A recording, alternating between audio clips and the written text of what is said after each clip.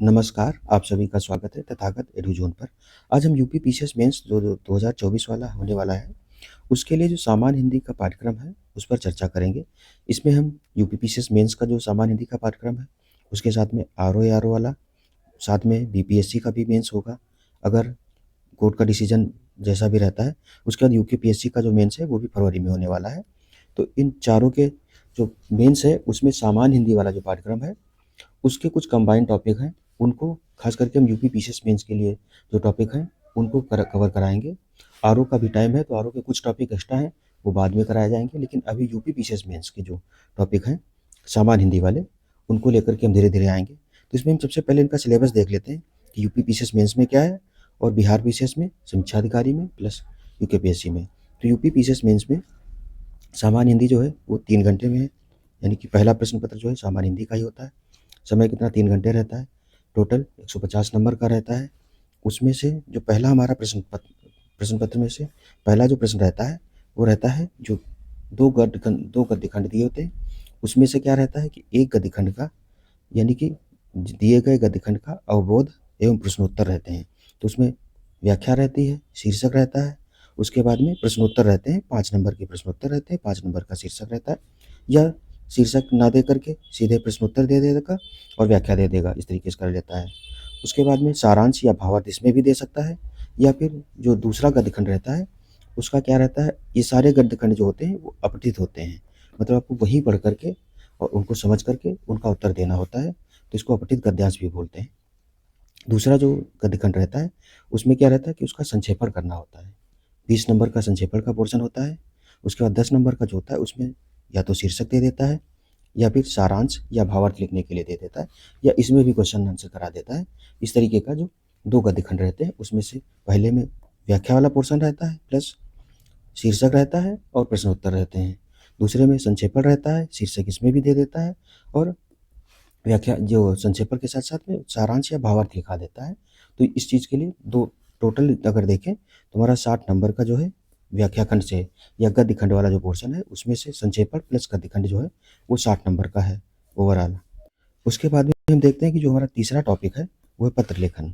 तो पत्र लेखन में ये जो यूपी पीसीएस मेंस है, उसमें सरकारी और अर्ध सरकारी सब पत्र आते हैं।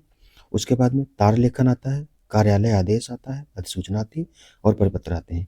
तो इसमें कितने, 1 2 3 4 5 6 टोटल 6 टॉपिक हैं जो कि पत्र लेखन में से आते हैं, और ये कितना 20 नंबर का होता है। यूपी पीसीएस वाले में 20 नंबर का होता है। उसके बाद में फिर अगला जो पोर्शन रहता है वो होता है शब्द ज्ञान एवं उनका जो प्रयोग है। तो उसमें से अगर हम देखें तो जो पहला है उपसर्ग एवं प्रत्यय होता है, ये 10 अंक का है। विलोम शब्द भी 10 अंक के आते हैं, इनको सबको लिखना रहता है। इनमें परिभाषा पूछ देता है, उसके बाद में भेद पूछ देता है, प्रकार पूछ देता है, साथ में जो शब्द होते हैं उनका दिया रहता है प्रत्यय, और कौन कौन सा, जैसे प्रा है, अब ये क्या है, उपसर्ग इसमें है, योग में प्रा जोड़ दिए हैं तो ये प्रयोग हो गया है। इसी तरीके से विलोम शब्द है, विलोम शब्द देता है, वाक्यांश के लिए एक शब्द है तो वाक्यांशों के लिए दे देगा, कि जो अधिक जानने वाला हो या आगे चलने वाला या आगे की जो सोच लेता हो, तो अग्रसोची या इस तरीके की जो चीज़ें हैं वो वाक्यांश के लिए एक शब्द में आती हैं। वर्तनी एवं वाक्य शुद्धि भी आता है, ये भी 10 नंबर का है। उसके बाद 30 नंबर का जो आपका पोर्शन है वो लोकोक्ति एवं मुहावरे आता है। तो लोकोक्ति एवं मुहावरे जो है वो 30 नंबर का रहता है, सारा लिखना रहता है। जो मेंस है वो पूरा ही लिखित होता है, 3 घंटे में पूरा करना होता है। पर्याप्त समय रहता है। लेटर जो है इसमें फॉर्मेटिंग के लिए टाइम थोड़ा लगता है, और संक्षेपण वाला जो है ये पोर्शन जो है इसके लिए सारा ही इसमें खेल है मेहनत का।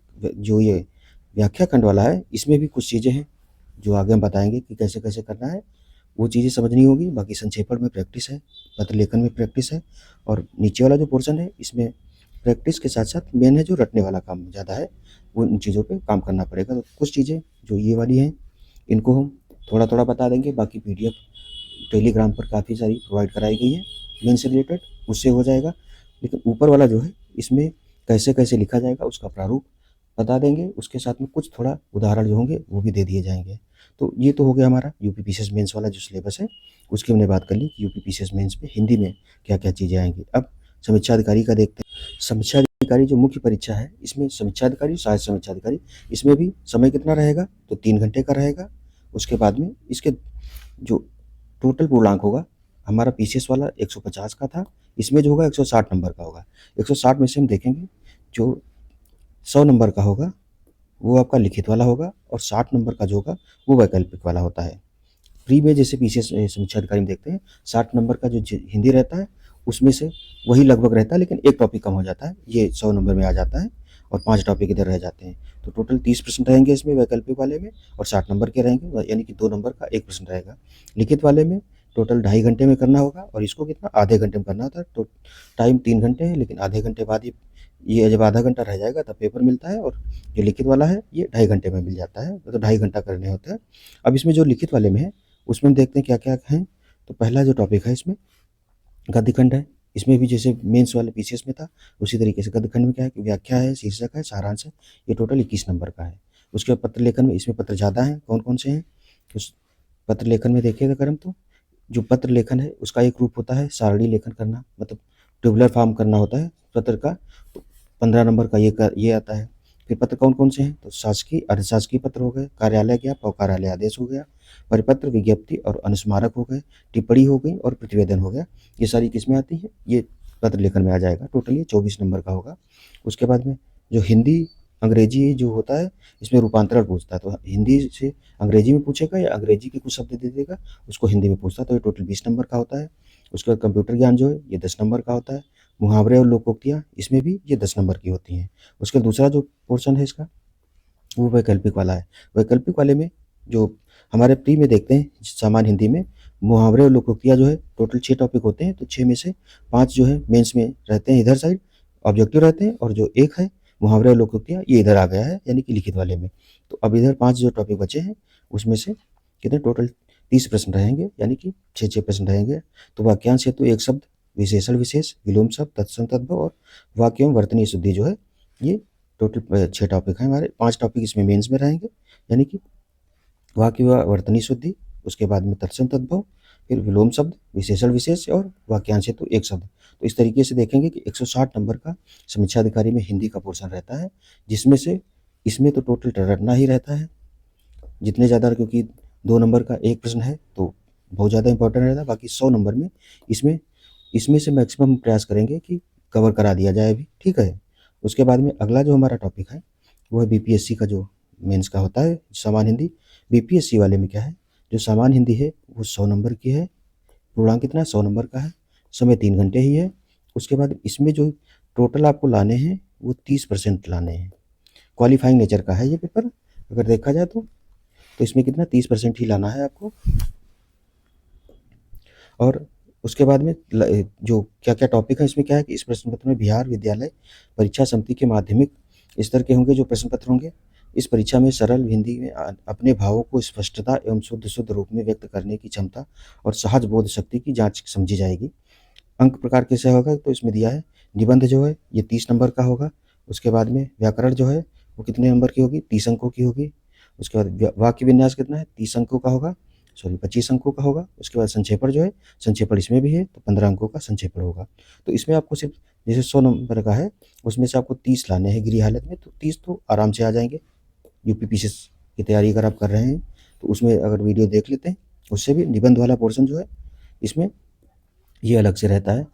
बाकी जो बिहार में नंबर टोटल जो मेंस होता है वो 900 नंबर पे जुड़ता है। 900 में 3 पेपर होंगे, एक निबंध वाला होगा, 2 जीएस के होंगे, तो 300 के वहाँ होते हैं एक पेपर, वही 300 मिला करके मेंस का नंबर जुड़ेगा।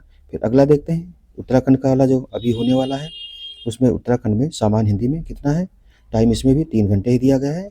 इसमें पूर्णांक कितना है, 150 नंबर का है। उसके बाद में पहला जो इसमें टॉपिक है वो शब्द रचना का है। इसमें कितने 15 अंकों का है। इसमें उपसर्ग एवं प्रत्यय हैं, संधि समास है, वचन एवं लिंग है, व्याकरणिक कोटियाँ, संज्ञा, सर्वनाम, क्रिया विशेषण, अव्यय के अनुप्रयोग, वाच्य परिवर्तन, कृतवाच्य, कर्मवाच्य, भाववाच्य जो है इनका सारा दिया गया। तो शब्द रचना जो है ये 15 नंबर की है। उसके बाद शब्द जो है विवेक वाले में, तो इसमें शब्द भेद पहला आएगा। इसमें क्या है, तो ये भी 15 नंबर का है। तत्सम तद्भव, देशज, विदेशी, संकर, रूढ़, यौगिक, इसमें शब्द वाले जो है पोर्शन वाला आएगा। खास करके योग रूढ़, पर्यायवाची, समानार्थी, विलोम, अनेकार्थी, समूहवाची, समरूप, किंतु भिन्नार्थक वाक्य या वाक्यांश के लिए एक शब्द जो है। फिर जो अगला है इसमें शब्द शुद्धि खंड जो है ये शब्द शुद्धि से रिलेटेड रहेगा। इसमें वाक्य वर्तनी शुद्धि या इस तरीके से पूछ सकता है। उसके बाद वाक्य की रचना में रचना के आधार पर जो वाक्य होते हैं सरल, मिश्रित, संयुक्त, व्याकरण के आधार पर वाक्य परिवर्तन, प्रश्नवाचक, विस्मयादिबोधक, सकारात्मक, नकारात्मक। हमें लग रहा है सबसे ज़्यादा जो बड़ा सिलेबस मेंस वाला है हिंदी का वो कोर्स किसका, यूकेपीएससी का ही है, क्योंकि इसमें सारा पूरा ही हिंदी का दे दिया गया है। फिर मुहावरे एवं लोकोक्तियाँ जो हैं ये 10 नंबर की हैं। पत्र लेखन इसमें अनौपचारिक एवं औपचारिक दोनों दे दिया है। तो ऊपर जितने जैसे बिहार, यूपी, खास करके यूपी वाला, बिहार वाला तो कैटेगराइजेशन किया ही नहीं है, कौन सा पूछेगा वो। लेकिन यूपी और समीक्षा अधिकारी में दोनों में औपचारिक पत्र ही पूछा जाएगा, ठीक है। इसमें अनौपचारिक भी दे दिया है तो ये भी पूछ सकता है, बट यूपी में समीक्षा अधिकारी और मेंस यूपी पीसीएस मेंस जो है उन दोनों में औपचारिक पत्र लिखने होंगे। फिर प्रतिवेदन लेखन भी है, तो प्रतिवेदन यूपी में है ही नहीं, ये अलग एक्स्ट्रा जोड़ दिया है। फिर हिंदी के प्रशासनिक शब्दों का अंग्रेजी अनुवाद, ये समीक्षा अधिकारी वाला पोर्शन हो गया है। फिर साथ में है टॉपिक में बोध क्या है, तो अपठित जो अवतरण होगा उससे पूछे जाने वाले प्रश्नों को तैयार करना होगा, ये भी 15 नंबर का है। फिर सार लेखन या सारांश या संक्षेपण, इन तीनों में से एक लिखना होगा, जहाँ तक है कि 15 नंबर का ये भी रहेगा। फिर पल्लवन होता है कि इसे गद्यखंड रहेगा, उसकी व्याख्या क्या में होता है कि व्याख्या करनी थी, पल्लवन में इसका और विस्तार करना होगा। कोई हो सकता है प्रसिद्ध सूक्ति दे, वाक्य दे दे या कहावत दे दे, इन सबको उनका डिस्क्राइब करना होगा और ज़्यादा फैलाना होगा इस तरीके से। हिंदी अवतरण दिया होगा, उसका अंग्रेजी में अनुवाद करना 10 नंबर का होगा। अंग्रेजी अवतरण का हिंदी में अनुवाद 10 नंबर का होगा।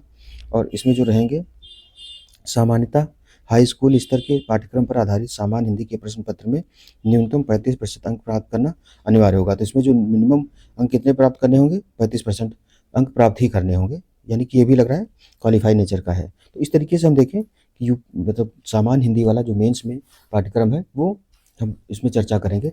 हमारा जो मेन टारगेट है वो है यूपी पीसीएस मेंस, क्योंकि इसमें नंबर जुड़ते हैं यूपी पीसीएस मेंस और समीक्षा अधिकारी दोनों में। तो उसी को ध्यान में रख करके इनके जो टॉपिक हैं इनमें हम शुरू करेंगे। आप लोग चाहें तो कमेंट बॉक्स में ये बता दें कि पहले इसका शब्द ज्ञान वाला शुरू किया जाए, उपसर्ग, प्रत्यय, विलोम शब्द, इनको लेकर के पहले शुरू करें, या पहले जो है लेटर राइटिंग वाला या इधर गद्यखंड वाला कैसे किया जाएगा, संक्षेपण, और उसके बाद में पत्र लेखन वाला जो है इसको शुरू किया जाए। तो ये आप बता दें, तो कल से हम इसको अगले नेक्स्ट लेक्चर में इसको शुरू करेंगे। तो आज का हमारा लेक्चर यहीं तक था, मिलते हैं नेक्स्ट लेक्चर में, तब तक के लिए धन्यवाद। जय हिंद, जय भारत।